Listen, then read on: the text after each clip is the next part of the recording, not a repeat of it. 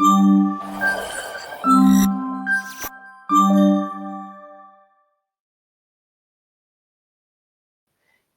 welcome. In this lecture, we are going to be able to remove the added sizes. Now, to do this, we have to go back to our VS Code, and over here we have the container to display the size, right? Now, what we can do is we can wrap this with a button in order to make the display size clickable. Wrap with widget. And the type of button we're going to be using is a button known as inkwell. Now within the inkwell, it has a property known as onTap.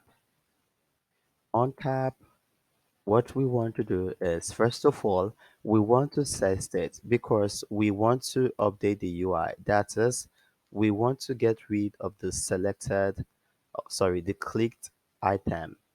So over here, we are setting the state because after clicking on that, we want to get rid of it. So we are basically removing from the UI, that is updating the UI.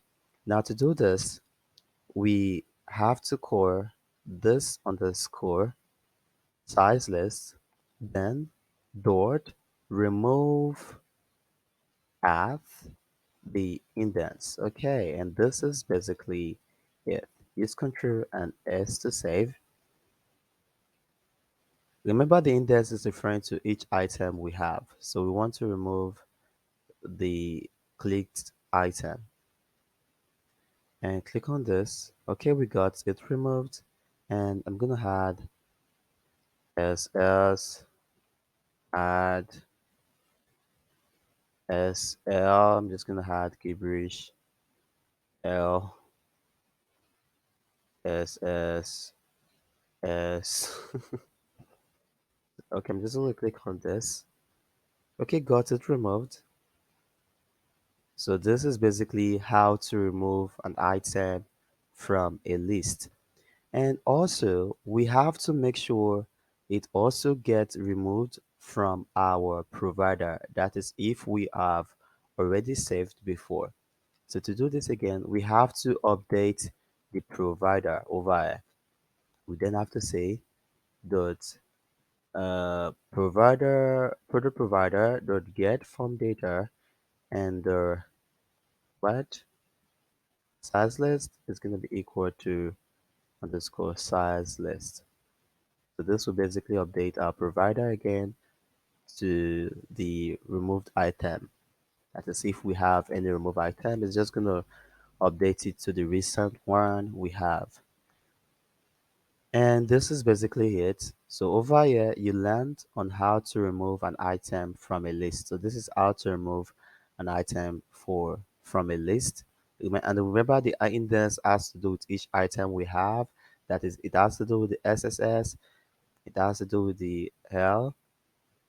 So we can say this is from 0, index 1. So we want to remove that index. So when we click on this, it's going to get rid of it. Click on this, get rid of it, and we do not longer have that button because the size list is empty. And everything is working perfectly well, and everything is working dynamically and logically.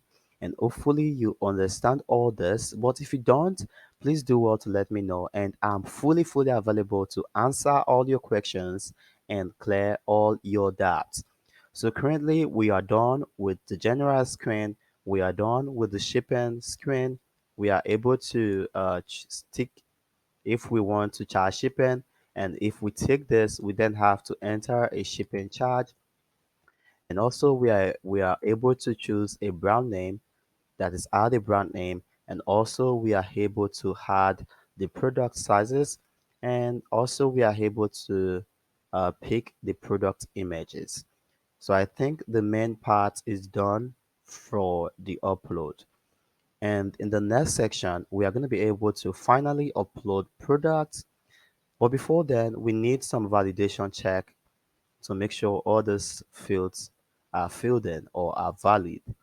Then after uploading the product successfully, then we will start displaying the product adding to carts, removing item from carts, ordering, and displaying orders, and that should be all. Seems good, seems good, seems good. Everything is working as we expect. So see you in the next lecture. But before then, if you have any questions or doubts, please do what to let me know, and I'm fully available to answer all your questions.